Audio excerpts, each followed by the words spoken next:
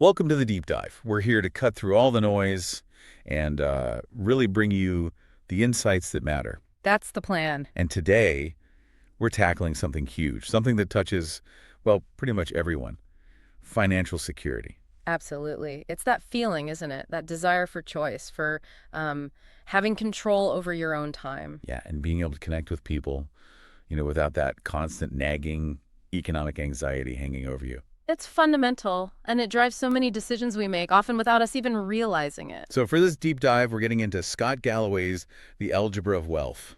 Right. And he has this brilliant description of capitalism.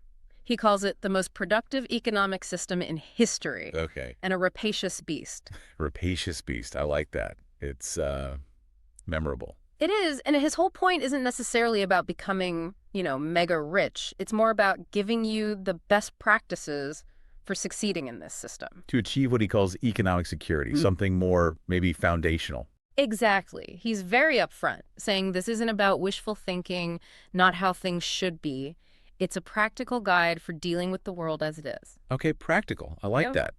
So what's our mission here today? Well, we're going to distill the absolute core ideas from Galloway's work, the most important bits. Like a shortcut. Sort of. A shortcut to being well-informed, packed with things you can actually do, actionable insights, not just theory, Oh. and definitely not getting lost in spreadsheets. Good, because personal finance can get overwhelming fast. Totally. Now, Galloway hits you with some bad news right away. He says achieving this security, it happens slowly. No get-rich-quick schemes here then. Definitely not. But, and this is the crucial part, the good news is there's an answer. Okay, I'm listening. What's the answer? He breaks it down into four key components, four principles that all kind of work together: stoicism, focus, time, and diversification. Stoicism, focus, time, diversification. Got it. So if you're looking for a clear path, something actionable to navigate wealth, build security, and maybe design a more intentional life, well, you're in the right place. Excellent. Let's dive right in then. We're starting with part one.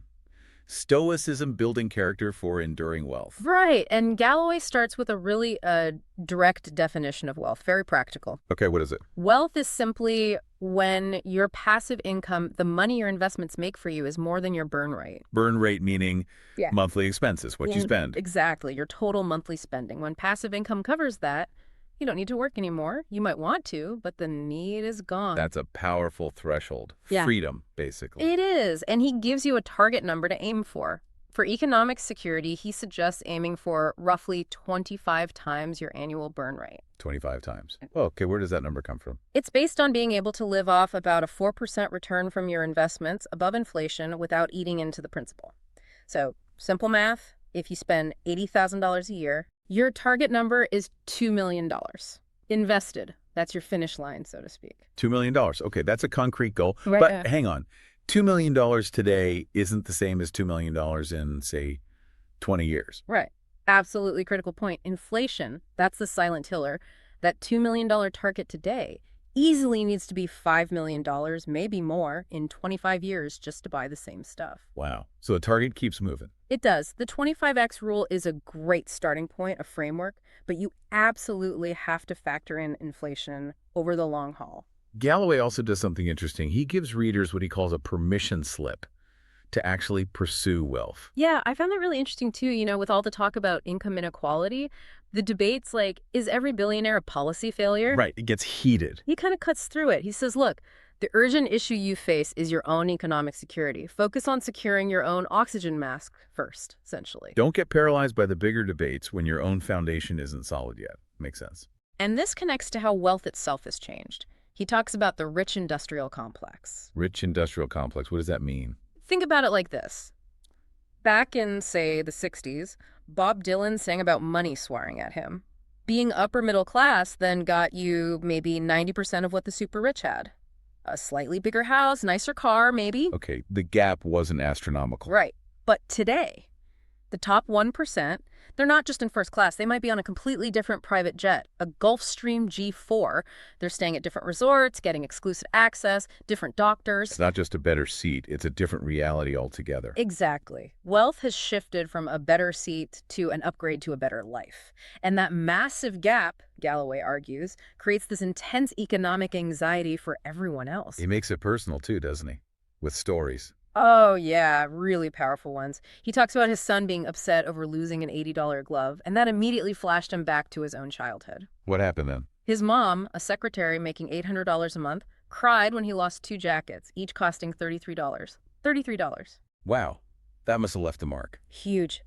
He describes the shame, the fear, how it felt like a direct blow to their, quote, economically feeble household. It shows how money stress hits relationships, your well-being, everything. And it's not just feelings, right? He mentioned a physical link. Yes. He points out studies showing kids from low-income families have higher blood pressure. Economic anxiety isn't just a metaphor, it has real health consequences. For him, that childhood fear became a driver, this need to be a man people could depend on. So for most of us who aren't inheriting millions, how do we build that security? What's the path? He calls it the hard way. No secrets, really. The formula is dead simple. Maximize your income, minimize your spending, and invest the difference wisely. Simple, but not easy.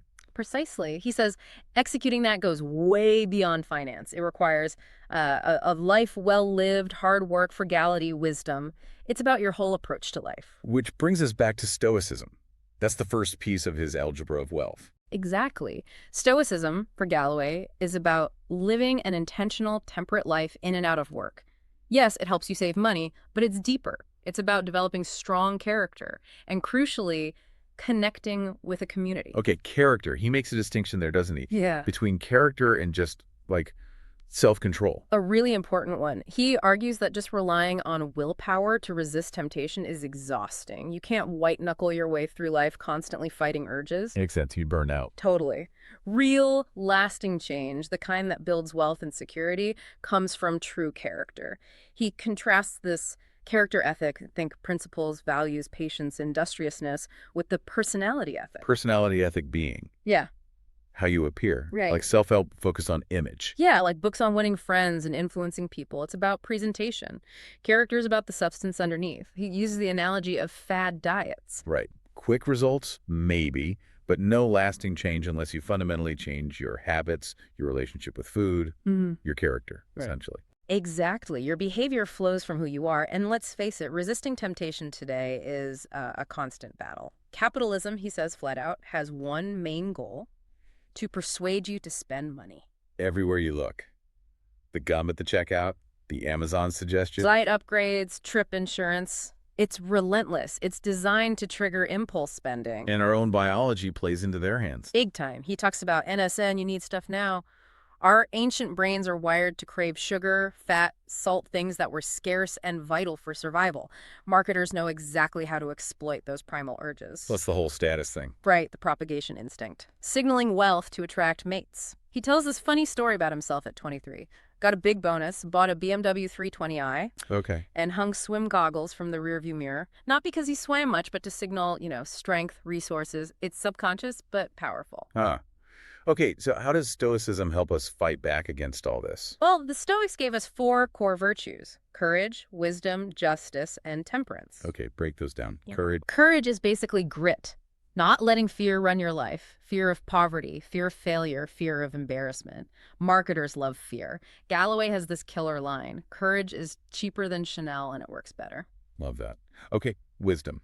Wisdom, in the Stoic sense, is about knowing what you can control and what you can't. You can control your mind, your responses. You can't control external events. It's that idea from Viktor Frankl, finding the space between stimulus and response. Choosing how you react. Got it. Justice. Justice emphasizes our interconnectedness. We're social creatures. We succeed through cooperation and competition. Marcus Aurelius said all things are mutually woven together, recognizing that interdependence. And temperance. Sounds like moderation. Pretty much. Resistance, or at least the management of all our indulgences. Not necessarily denying yourself everything, but being in conscious control. Managing desires, not being ruled by them. So these are great principles. How do we, actually do this day to day? His big advice is simple: slow down. Make intentional choices instead of just reacting. Try to make just one conscious, right choice a day instead of the easy or impulsive one. It builds the muscle. One choice at a time, like training. Exactly. And over time, this builds your identity. James Clear talks about this in Atomic Habits. Your identity emerges out of your habits. So you become the kind of person who makes those choices. Precisely. Galloway uses his own blog, No Mercy, No Malice, as an example. He just started writing, committed to publishing every Thursday night. That consistent habit made him a writer. It wasn't some innate thing, it grew from the doing. That's really empowering. It's not about who you are now, but who you're becoming through your actions. Right. But he adds a twist. Hard work just for its own sake. He calls it economic masturbation.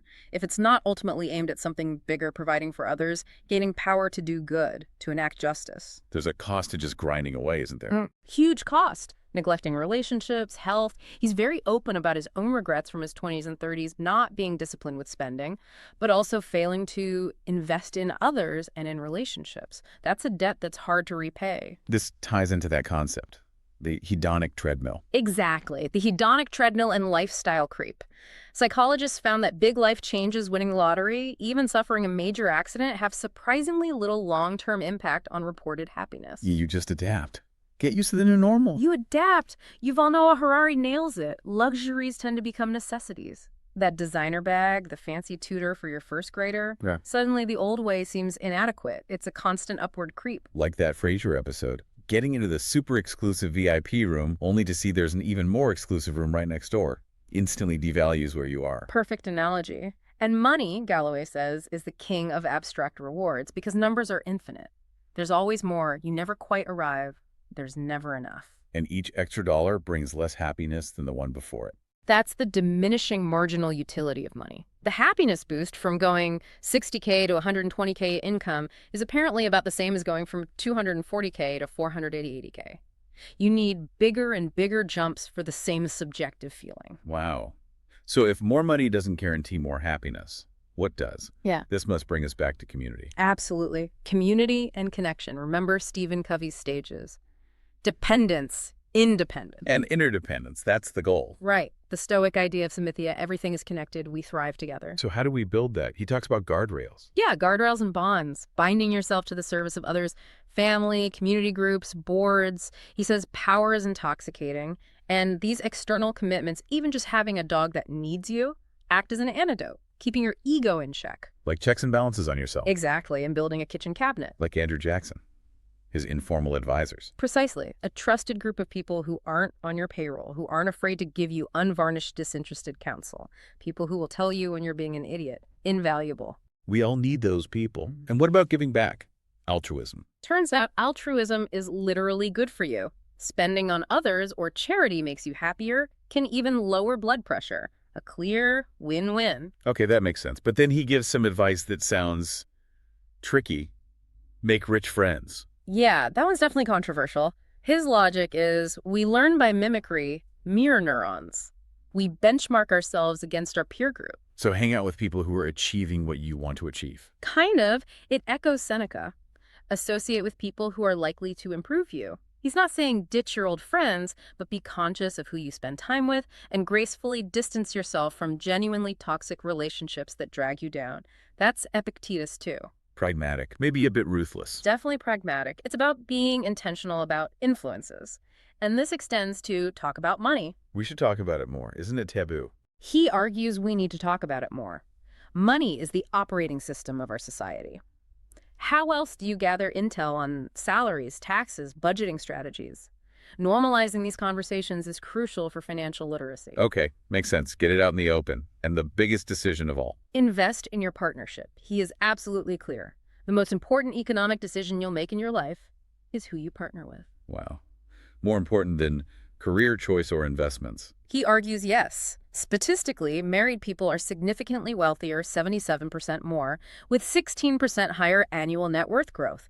It's an economic booster shot. But the flip side, Divorce. devastating financially, can wipe out 3/4 of your wealth. And what's the biggest predictor of divorce? Money disagreements. Number one, apparently. Second only to arguing about tone of voice. Yeah. His advice. Marry someone better at money than you, but more importantly, ensure you can have open, honest conversations about finances. Treat it like the economic contract it partly is. Communication is key. Again. Okay, that's a really solid foundation built on character and connection. Let's move to part 2. Focus, directing your energy in career and life. What does Galloway mean by focus? Fundamentally, it's simple. Choosing what to pay attention to. But doing it effectively, especially for building long-term security, requires sustained effort over decades. That demands real focus. So hard work isn't enough on its own. Right. Hard work is the horsepower, he says, but without focus, you could just burn fuel spinning in place. You need direction. How do you find that? The sweet spot is that virtuous circle. Finding work you're naturally good at that pays well and where you can develop a real passion for mastering it. When those three overlap, you're golden. Easier said than done, finding that intersection. For sure. And part of it is accepting limitations. Being honest with yourself. Don't pretend to be someone you're not. Resenting your limitations just breeds unhappiness. Being okay with what you can't do frees you up to excel at what you can. And how do flexibility and partnerships play into focus? Big time. You can earn flexibility within a company through reputation or structure your career towards individual contribution rather than management, which often allows more control over your schedule to protect non-negotiable personal time. And partnering up at home. It's a huge lever. A household, especially with kids, takes a certain amount of time and energy, period. Two people working together can achieve way more than two individuals pulling in different directions. He mentions an L2 founding partner. Yeah. She could pour everything into the startup because her husband had a flexible job and could cover more on the home front. They found balance jointly. That shared strategy is crucial. Absolutely. And interestingly, he talks about the power of constraints. You know, the saying, if you want something done, give it to a busy person. He saw this at his firm, Profit. New mothers they hired. Often some of their most productive and valuable employees. Why? Because their time was so constrained by home life, they had to be laser focused and ruthlessly efficient at work. Constraints breed focus. Fascinating. It all comes down to this. Focus is saying no. Like Steve Jobs saying the most important things were the things Apple didn't do. Or Elon Musk aiming for the best part is no part. Simplify, eliminate, focus. Okay, but where should we focus? This leads to his controversial advice. Right. Don't follow your passion, follow your talent. This one really goes against the grain. It does. He argues the people telling you to follow your passion, they're usually already rich, often from something totally unglamorous. If you chase passion blindly in a crowded field, he warns, prepare to be exploited. Like unpaid interns in fashion or aspiring lawyers burning out. Exactly. And he makes the point that work spoils passion. Doing what you love, but on someone else's schedule, under pressure, it can kill the joy fast. Even Steve Jobs didn't follow his own advice initially. His early passions were far from computers. So if not passion, then what? Talent. The talent path. Why? Talent is observable and testable. You can see if you're good at something. Talent reliably leads to skills that command higher pay.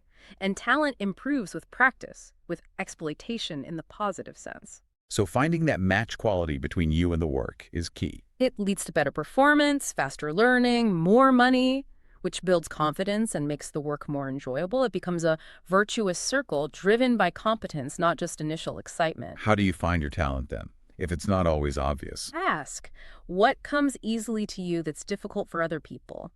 Treat your 20s like workshopping. Try things out.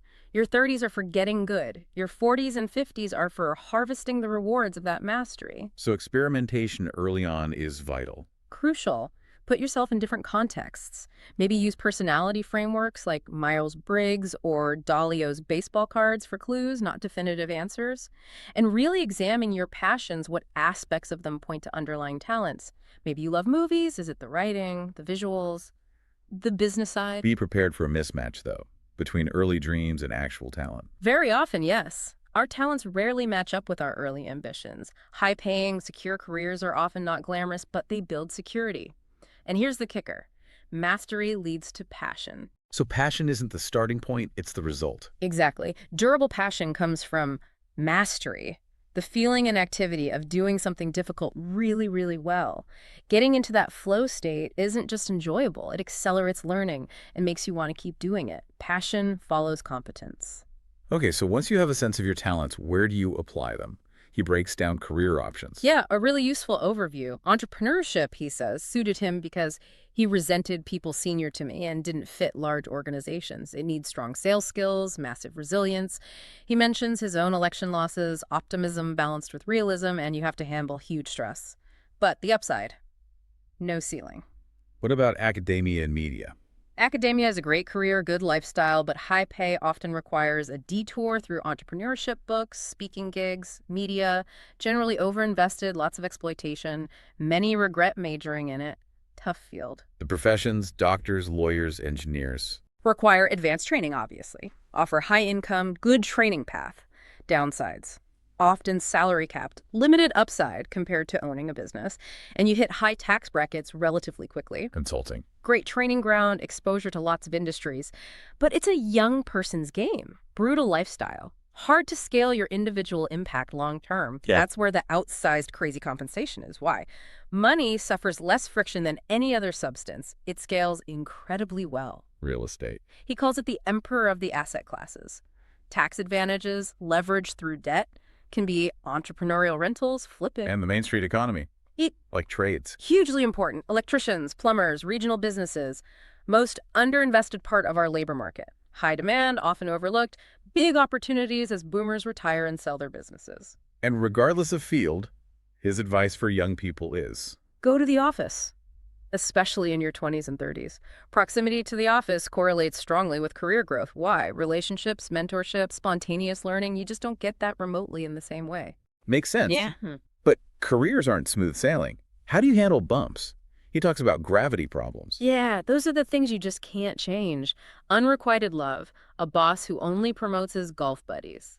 The key isn't to keep banging your head against the wall.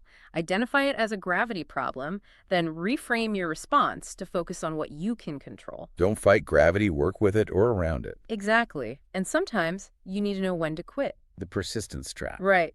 Persistence should be a feature, not a suicide pact. Use data, get input from trusted mentors. He learned this the hard way with his red envelope company, lost 70% of his net worth because he held on too long, emotionally invested. Ouch. So quitting strategically is smart. And changing jobs strategically. Often very smart. Variety of experience predicts CEO success. Outsiders often value you more. Doing market checks with recruiters gives you leverage. Job switchers often get bigger raises. He cites 7.7% and 5.7%. But don't jump too often. The hobo syndrome. Right. 3 jobs in 7 years, for example, can look flaky unless there's a clear strategic reason. It's a balancing act. And his core loyalty principle. Loyalty to people, not companies. Bingo. Companies are transitory arrangements. They will not be loyal to you. Invest in relationships, especially mentorships. They benefit both mentor and mentee hugely. What about side gigs? Everyone seems to have one. He generally sees them as a distraction from your main focus. Unless it's building a real asset, like investing in rental properties, that complements your main career goal. And grad school. Worth it. Only for specific professions where it's required, or maybe for a top 10 school for the network and credential. Otherwise, the cost tuition, lost earnings, lost compounding is massive with rapidly diminishing returns later in your career. Be very critical about the ROI. Finally, pruning hobbies. What's that about? Being intentional. Choose hobbies that offer short-term joy and long-term satisfaction. Evaluate them. Is it shared? Involve exercise. Good time-value ratio. Can you do it long-term? Are you actually talented at it? And then, don't feel guilty about the time or money spent on the ones you do choose. Enjoy them. Okay, that's a masterclass in focusing energy. Let's pivot to part 3. Time, the most valuable, irreplaceable asset. This feels fundamental. Absolutely. That quote, time is the fire in which we burn. Galloway puts it bluntly. Squander money, you can earn it back. Squander time, it's gone forever. Doesn't mean you have to be productive 24/7, though. No, not at all. He says, doing nothing is fine, important even, but it should be planned. Relaxation needs to be intentional, not just frittering time away unconsciously. His main point is time is your greatest ally if you use it wisely. Which leads directly to the power of compounding. Einstein's eighth wonder. Right. We kind of know it intellectually, but the numbers are staggering. That $100 invested at 8% grows to over $600 in 30 years thanks to compounding, way more than simple interest. And the real-world impact of starting early. It's mind-blowing. Investing $12K a year just from age 25 to 35 could grow to $2.5 million by 65. Wait until 45 to start. Invest the same amount for 10 years. maybe 500K. The difference is enormous. Time does the heavy lifting. But compounding works both ways. Fees, inflation. They compound too. High investment fees or letting inflation eat away at your savings can decimate returns over the long run. In inflation, you called it the primordial foe earlier. It really is. That average 3% a year means your money loses purchasing power constantly. An $80,000 lifestyle today needs maybe $200,000 in 30 years. Holding cash is a guaranteed way to lose value, about 3% per year, compounded. It's insidious. Yeah, And our brains don't handle time well. we're pretty bad at it. Cognitive errors abound, like that vacation example. Losing one day from a 3-day trip feels way worse than losing one day from a 9-day trip. We foreshorten time, overvaluing the near term. We're also overconfident Yeah. and susceptible to anchoring. Yep. We remember our wins, forget the losses. We get anchored to higher standards, fly business once. Coach feels rougher. Stay at the Four Seasons. The Hyatt seems less appealing. That's lifestyle creep, fueled by overconfidence and anchoring. And we forget opportunity cost. Constantly. The true cost of grad school isn't just tuition. It's the years of lost salary and the lost investment growth on that money. The unrealized gains of the investments we don't make. Time feels different at different stages, too. For sure. Our earning peaks, then potentially declines. Spending changes. Priorities shift. Our financial strategy needs to adapt across our lifetime. It's not static. Galloway's personal take on time is pretty extreme, with the jet example. It is, but it's a powerful point. He calculated the jet cost him maybe $1.2 million a year, but he framed it as buying an additional 13 days a year at home with his kids. Over 10 years, that's 4 extra months. He asks, what's thieving your time? Are we dollar-wise and hour-foolish? Often, yes. Spending hours comparison shopping to save a few bucks. Or doing chores you could easily outsource if your time is more valuable spent elsewhere, like earning money or with family. That 3 hours a week grocery shopping adds up to 150 hours a year, a 2-week vacation's worth of time. That's a stark comparison. Focus on saving or reclaiming time, especially if it creates more value or well-being. Exactly. Your time is the ultimate non-renewable resource. What about young people? They have lots of time. That's their superpower, their abundance of time. Economists might say delay saving when earnings are low, but Galloway disagrees slightly. Why? He says, learn to save now. Build that muscle when you are young so the habit of saving will compound. Focus on building the behavior, the discipline early on, even if the amounts are small. Get the habit ingrained, which leads to managing money. How does he put it? With rational obsession. Rational obsession. Sounds contradictory. He means ignore the rich folks who pretend they don't think about money. They do. They're obsessed. Tracking, managing, optimizing. But the goal is rational obsession. Focused attention, like an intellectual exercise, without the emotional anxiety. Maintain control. Don't let it control you. And the first step in that exercise. Tracking, spending. No way around it. Not fun, he admits, but it's among the most critical behaviors you need to develop. Know where the money is going. Then what? A budget. A waterline budget. Yeah. Figure out your baseline spend, rent, food, utilities, essentials. See where the money has to go. Then look for easy economies, subscriptions you don't use, etc. His bottom line, nobody gets rich by spending more than they make. Simple truth. And set achievable goals. Yes. Small, concrete wins. $5,000 in savings by October run, not millionaire by 30.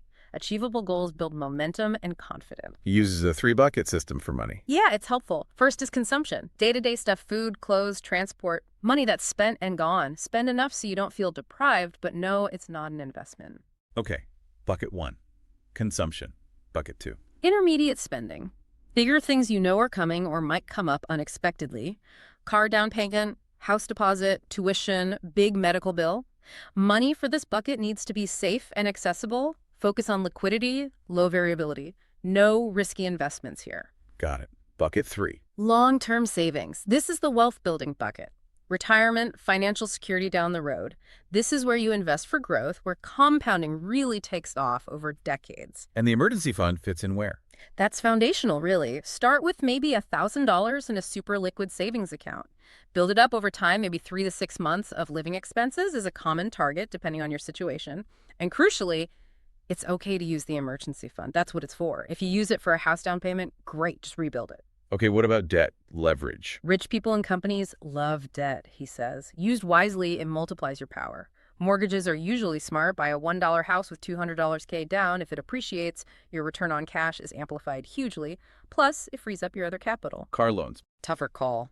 Often encourages buying more car than you need, rather than just transportation. Be cautious there.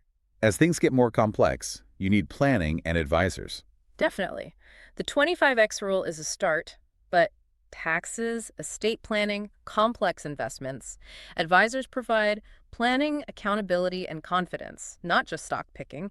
They're especially good at helping couples align their financial styles. Because no two people are identical with respect to money. Never.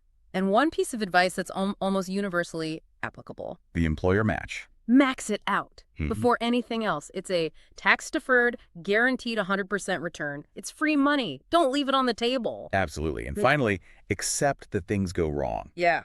Roll with the punches. Bad stuff happens, you'll make mistakes. Adjust the plan, don't just scrap it. Keep perspective. Nothing is ever as good or as bad as it seems. Great perspective. Okay, that covers time. This leads perfectly into the final part. Part 4. Diversification, the bridge to capital growth. So income isn't enough. Rarely. Few people can achieve wealth through income alone. Income is the foundation, absolutely essential. The capital only working for you, generating returns, building value. That's how you scale wealth. Investing is putting capital to work. Right. It's leveraging other people's skills, teams, employees, vendors, and capital. He even calls it the easiest part because someone else is doing the real work. You're buying a piece of their effort. He learned this early on, the story with his mentor. Yeah, Cy Gordner gave him $200 at age 13, told him to buy stock Columbia Pictures, demystified it, taught him amateurs use emotion, pros use numbers, built confidence and understanding of risk and return, the core trade-off. And the key ways to invest. Active versus passive. Active is when you're picking specific investments, often leveraging personal domain expertise like Galloway investing in a niche company he understood deeply. Passive is buying broad market exposure, like an index fund. And the main defensive strategy is Diversification. He calls it Kevlar for your portfolio. Simply not putting all your eggs in one basket. It limits your downside. It's how you survive the unexpected hits. Defense wins championships. the opposite being concentration risk. Exactly. Owning only Apple stock, for instance. What if China's economy tanks? What if the next iPhone flops? What if Tim Cook leaves? Owning Apple and Nike diversifies some risk, but not the overall consumer economy risk. You need assets with different risk profile, stocks, bonds, real estate, maybe international assets, things that don't all crash at the same time. Like his red envelope disaster. Too concentrated. Painfully so. Lost 70% of his net worth. Overconcentrated, emotionally attached, then external shocks hit. Diversification, even the bid he had, kept it from being fatal. It lets you stay in the game. But doesn't diversification mean you won't get those huge home run returns? This leads to the random walk theory. Right. Most professional active managers don't consistently beat the market average. Warren Buffett's famous $1 million bet proved it. The simple S&P 500 index fund beat the fancy hedge funds over 10 years. The data backs us up. Overwhelmingly, like 94% of large cap fund managers failed to beat the S&P 500 over 20 years. Burton Malkiel's book, A Random Walk Down Wall Street, is the classic here. For most people, trying to pick stocks is likely a losing game compared to just buying the whole market cheaply. So why would anyone invest actively then? Well, a few reasons. Passive index funds track the market down as well as up through. The S&P can lose 20% plus stats, so it's not right for money you need soon, that intermediate bucket. Also, real-world investments like buying a house or investing in your own business are active decisions. And for some, it's enjoyable, a learning process like consumption. And experts can sometimes spot real value divergences like Buffett, but it's hard. Galloway sees money as transfer time. Explain that. Think of it. You work 8 hours, trade your time for money, then you use that money to buy beer. You're essentially trading your time for a fraction of the brewer's time, the farmer's time, the bartender's time. Money facilitates this exchange of specialized labor. Like Adam Smith's pin factory. Specialization makes everyone more productive. Exactly. 10 guys specializing make thousands of pins. 10 guys doing every step make maybe a few hundred. Markets allow this specialization and use prices to coordinate it all. Price discovery through supply and demand. Use Levi's jeans as an example. Yeah, the 501 arbitrage. They were way more expensive in Europe-Asia due to marketing and supply limits. So tourists bought them cheap in the U.S. and resold them abroad, this suitcase trade. This arbitrage eventually forced prices closer together, making the market more efficient. Markets work to eliminate these discrepancies. Okay, let's quickly touch on the marketplace of money, the institutions, corporations. Primary users of capital. Owning stock, equity, gives you a claim on their assets and future profits and often voting rights. How do they return profits to shareholders? Dividends, direct cash payments. Or share buybacks, company buys its own stock, reducing the number of shares, increasing the value of remaining ones. Buybacks are often more tax efficient for investors. Understanding financial statements, important. Not to be an expert analyst, but understand the basics. Income statement, profitability, balance sheet, assets versus liabilities, cash flow, where money actually moved. Be wary of things like adjusted EBITDA, often used to make results look better. What about owning individual stocks or company stock, RSUs? Individual stocks, fine for learning, skin in the game, but the more you trade, the more you lose. RSUs. Generally, sell them as soon as you can, tax-wise, and diversify. You're already exposed to your employer's risk through your job. Exceptions may be for founders or true insiders, but don't day trade it. Okay, bonds. Debt is a security. Yep, loans packaged and traded. Key things: face value, coupon rate interest, maturity date, and yield, your actual return.